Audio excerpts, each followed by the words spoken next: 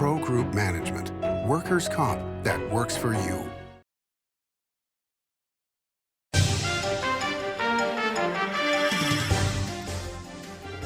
Welcome to Nevada Newsmakers. On the broadcast today, Dale Erquiaga joins us. He's had many jobs, but right now the job is author. Here for the whole show on an all-new Nevada Newsmakers. Welcome to the Winnemucca Big R. Hi, I'm John Walker. Welcome to Big R Lovelock. Hi, I'm Rich Martin. Welcome to Fallon Big R. My name is Braden. Welcome to Big R Fernley. Hi, I'm Kelly. Welcome to Big R Sparks.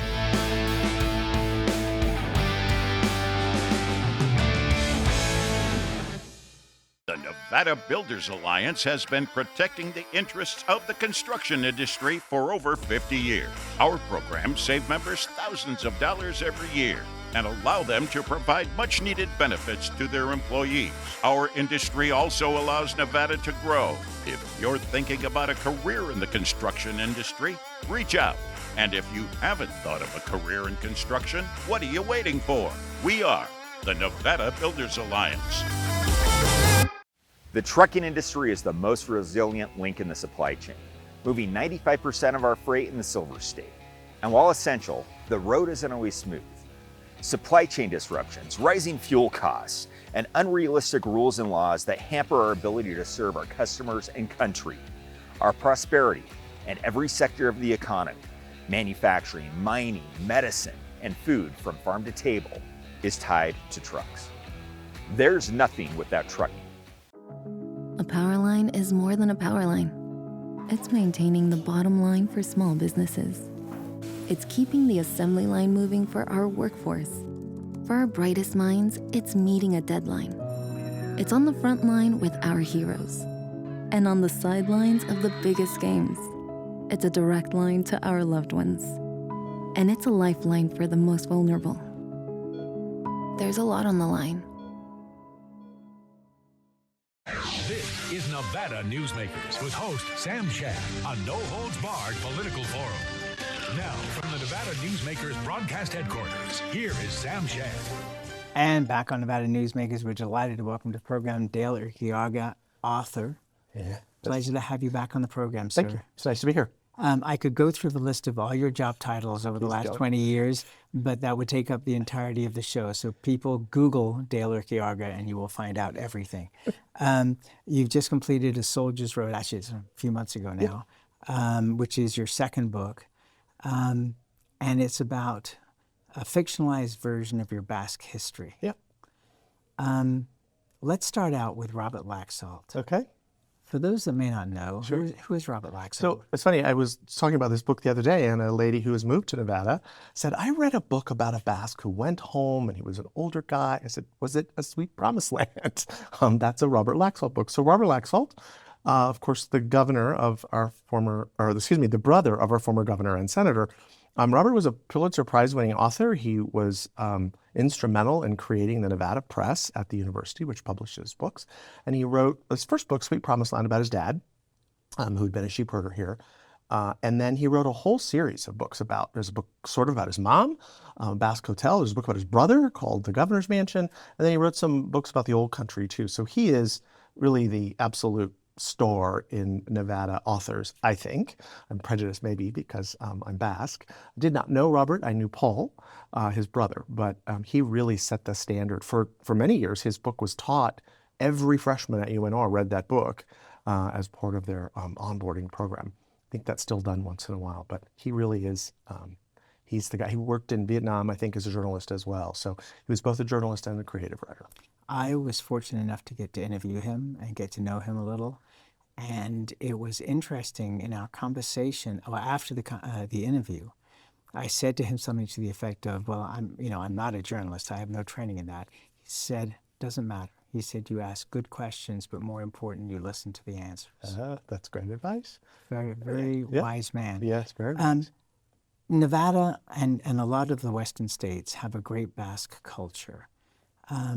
But the Basques weren't gypsies. They came here for a specific reason. Explain, if you would. So, sure. There was a great migration from the Basque Country, and for readers who may not know, the Basques are from northern Spain and very southern France. They have lived on the Pyrenees Mountains and the steppes of those mountains for thousands of years.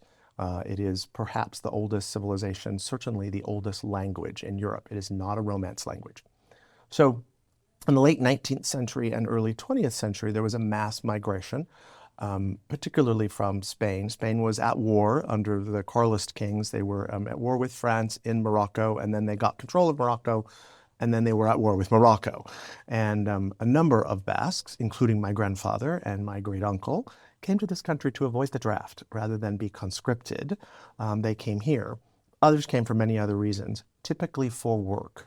Basque people lived under the Spanish law and French law at the time, a law of primogeniture. So the eldest child got the house, everybody else got nothing.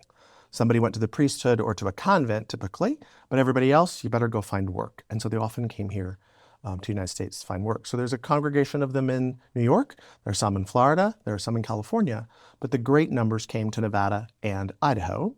And they took these jobs, many of them, as sheep herders, or my grandfather referred to himself as a buckaroo, which means he was a cattle hand, sort of, on other people's ranch.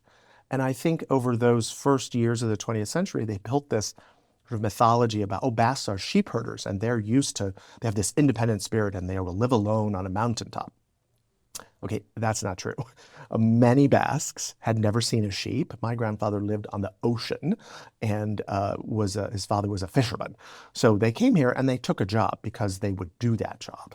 And I refer to it as sort of as the lowest job on the totem pole in those days. Spaniards, Italians, Greeks, Portuguese were not considered white in this country at the turn of the 20th century. And so they took whatever job they could, and then they began to congregate. And so more came and more came. So Nevada and Idaho still have some of the largest groupings of Basque descendants. Just to take a little sidebar trip here, what you say is very interesting because historically, every new group to America has faced their challenges. Absolutely. And everybody has had their turn in the box.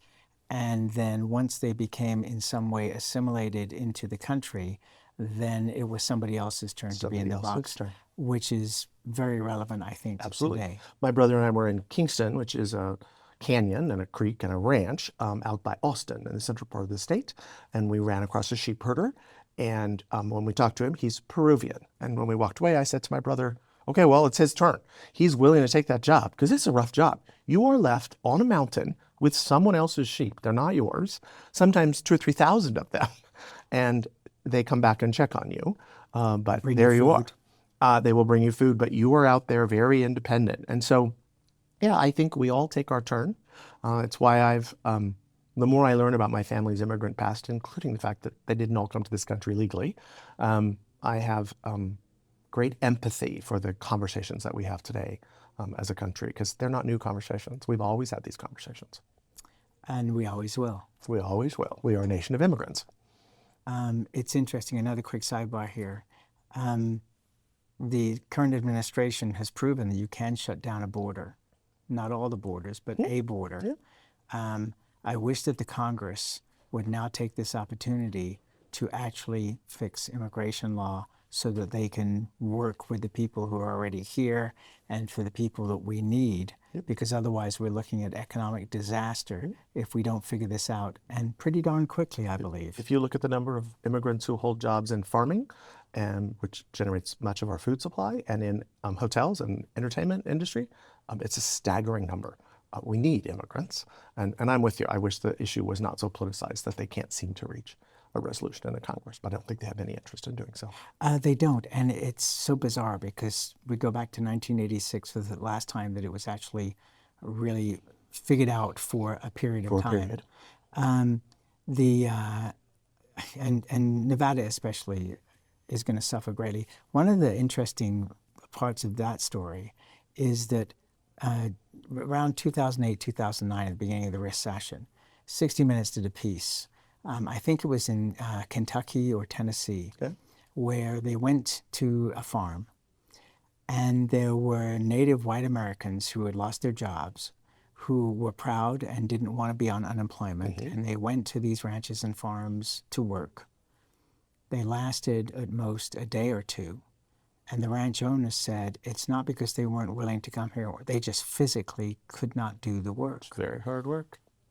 It's a reality. Yeah, yep.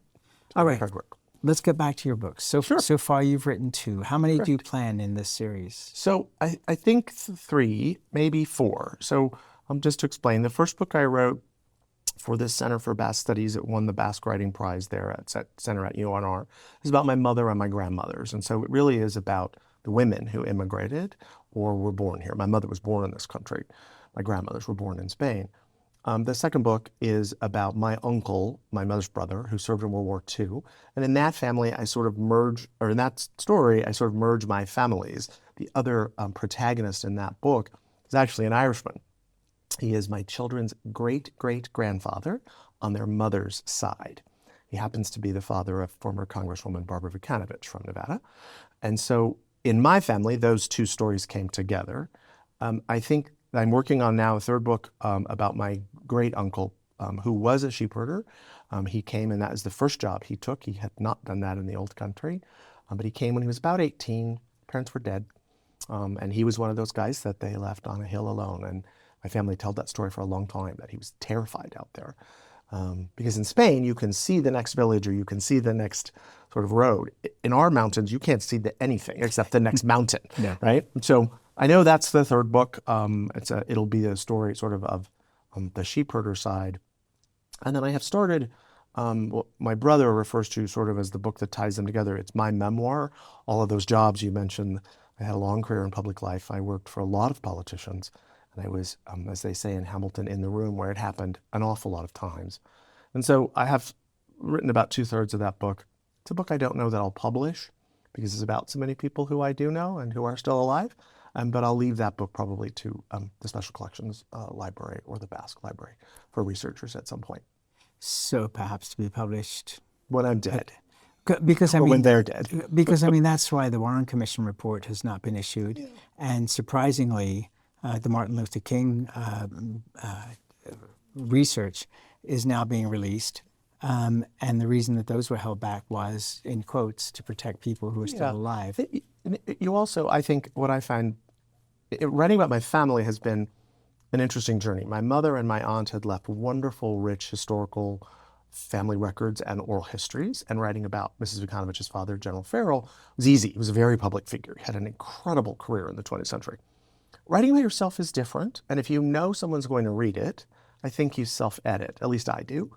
And so I'd like to think about that book maybe as the final book about my family, and I'd like to not edit what I went through, but have it available for researchers. So we'll see how far I get. But I know the third book, I hope to finish in a year. It takes me about 1.5 to 2 years to do these books if I concentrate on them. And so I think I'll finish the third next year, and then we'll see what happens after that. Why did you make them fictionalized? So, I've been asked that a lot, and part of it is me. I like a good story, and just reciting facts gets rather boring. There were also huge gaps in these stories. My mother and my aunt had collected, as I said, great records and great memories. People's memories are not always accurate. We each remember an event differently if we experience it. Through their eyes. Right. And so I wanted to tell these stories in a consumable way. I started writing these stories for my children and grandchildren. I never thought they'd be published. I wanted to sort of boil down all those family records into a easily consumable place.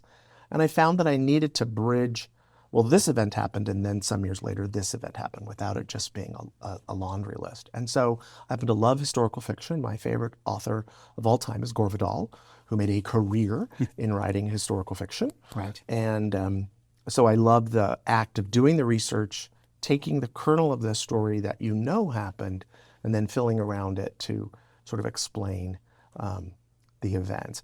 The second book, A Soldier's Road, is largely about World War II. It's about two men's journey there and then home from there after some pretty horrific events. And I don't know anything about war. I never served. I only know things about World War II because I've read it. And they were very different immigrant experiences. The general's family had immigrated 2 generations prior.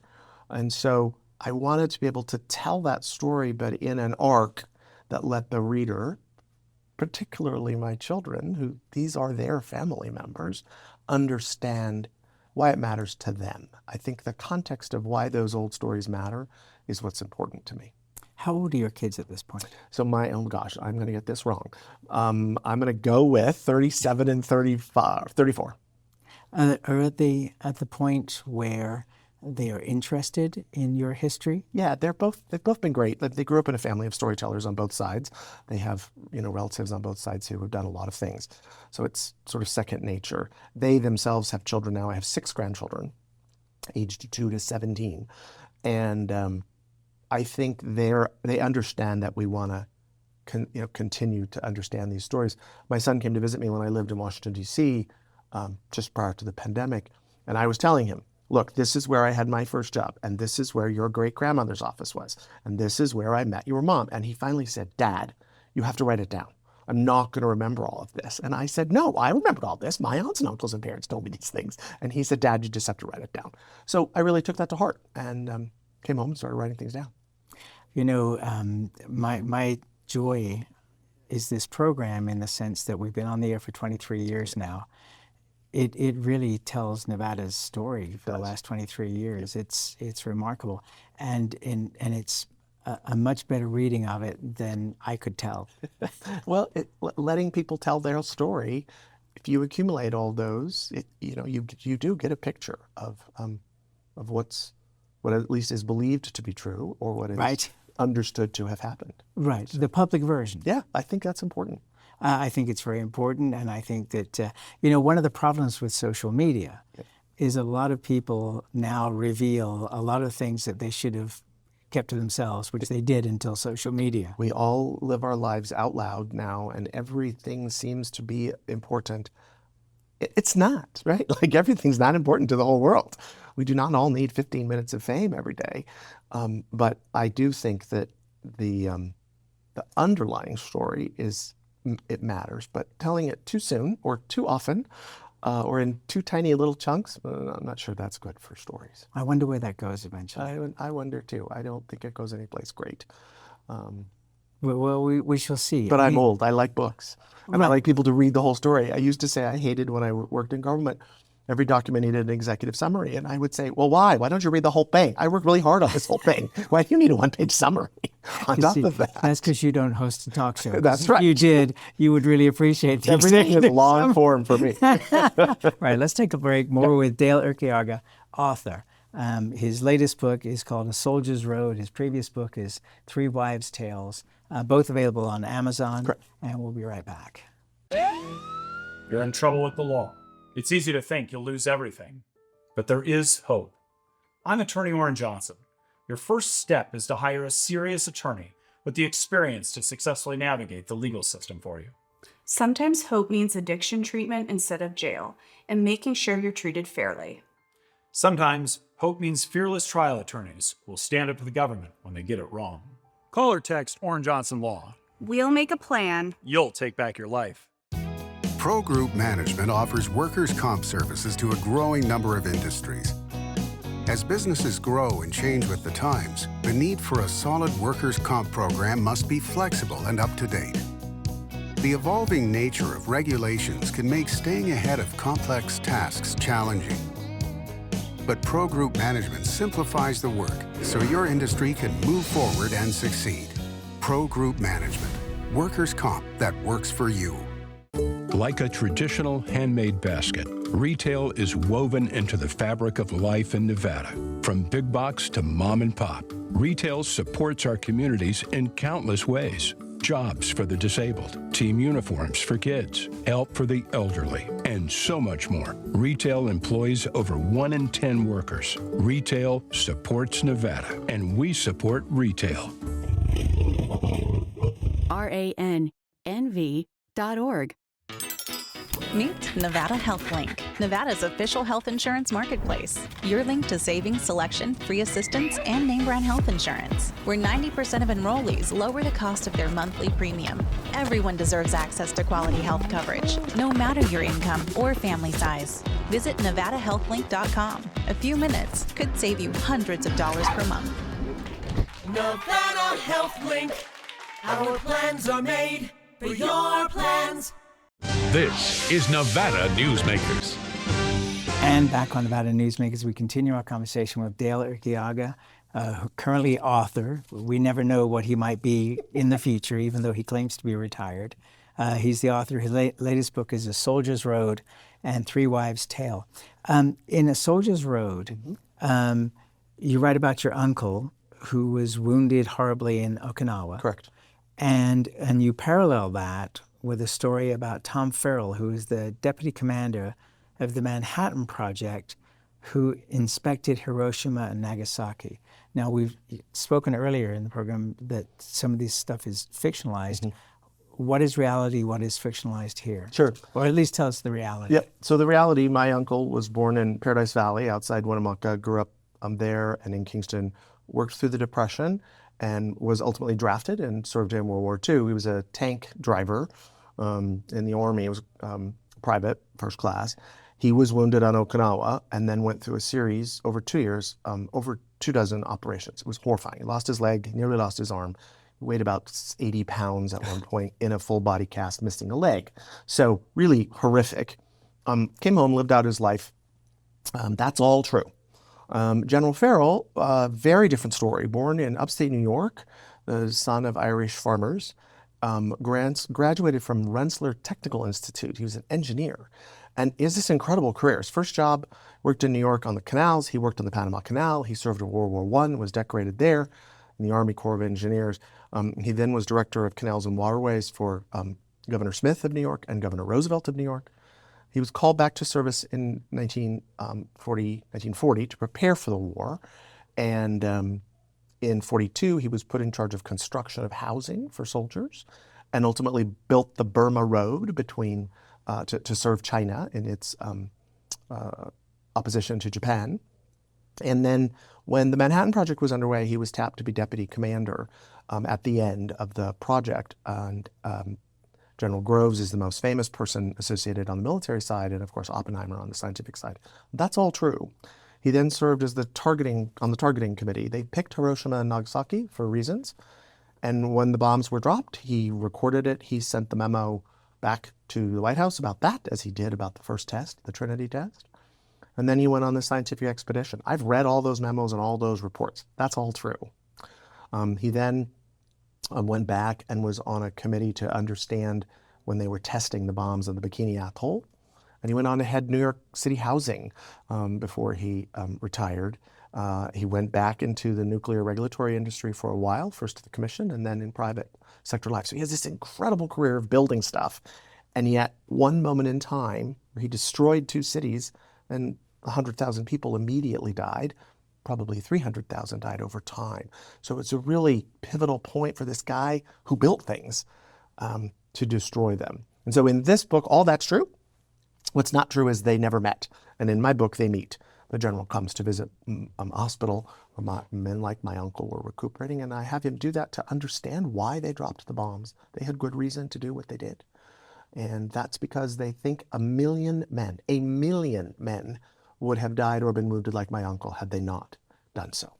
And so the book then is about their correspondence and their exchange. And then the book ultimately ends with the general's daughter, Mrs. Vukanovic, when I met her. So I appear in the last part of this book. Okay, let's take another break and we'll be right back. Welcome to Story County, where history meets innovation, and a pioneering spirit continues to shape our future. At the heart of the Tahoe Reno Industrial Center, we power the future with global leaders in technology and manufacturing, driving progress that reaches far beyond our county lines. From advanced manufacturing to tech innovation, our industries are creating thousands of quality careers, fueling a vibrant economy that benefits every Nevadan. but it's more than just growth. Our community is our foundation, supporting families, empowering local initiatives, and creating a place where everyone belongs. Be part of a legacy built on bold ideas and boundless possibilities. Join us in building a brighter future right here in Story County. Story County, helping build Nevada's future.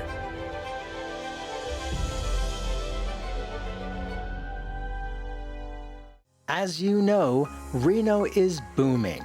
Toll's development company is helping it grow with insightful design and development, building community with every project, adding beauty, adding excitement, emphasizing our shared humanity. Reno is becoming bigger. Toll's development is helping it become better, more livable, more enjoyable. To learn more, go to tollsdevelopment.com. tollsdevelopment.com. It's a good time to eat. It's a good time to play. It's a good time to win. Ooh, your good times are Tamarack. Save money and take transit. Did you know you can ride the bus all day for less than what it would cost you for a gallon of gas? Plan your trip now by going to rtcwashoe.com. This is Nevada Newsmakers. And back on Nevada Newsmakers, we continue our conversation with Dale Erquiaga, currently author, and his latest book is called A Soldier's Road, available on Amazon. You mentioned Barbara Vukanovic. Give me one sentence to describe Barbara Vukanovic's career. Boy, absolutely dedicated to public service and improving the world that she lived in. She was born to privilege, but had some tough challenges through her life, and I think she knew that everybody had challenges like that and wanted everybody to have as much privilege as she had had. When she was, I believe, 92, I was at a party with her, and she said, "Sam, I can't believe how I got here." Next show, let's talk more about her. Happy to do that. And we'll be right back. Each day, the Children's Advocacy Alliance partners with leaders, legislators, and families across Nevada to improve children's health, education, economic well-being, and safety. We recognize Nevada will be no better than the state of its children. Be a part of this change. Be a supporter of the Children's Advocacy Alliance. For more information, go to caanv.org.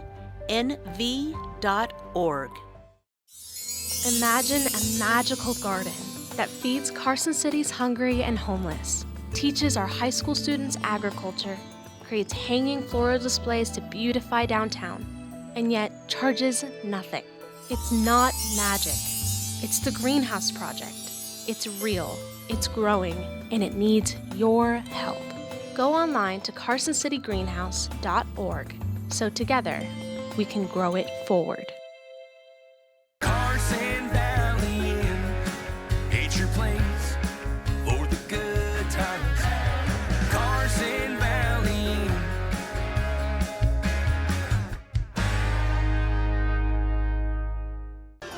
You can always watch Nevada Newsmakers 24 hours a day at NevadaNewsmakers.com. Thanks for watching and listening.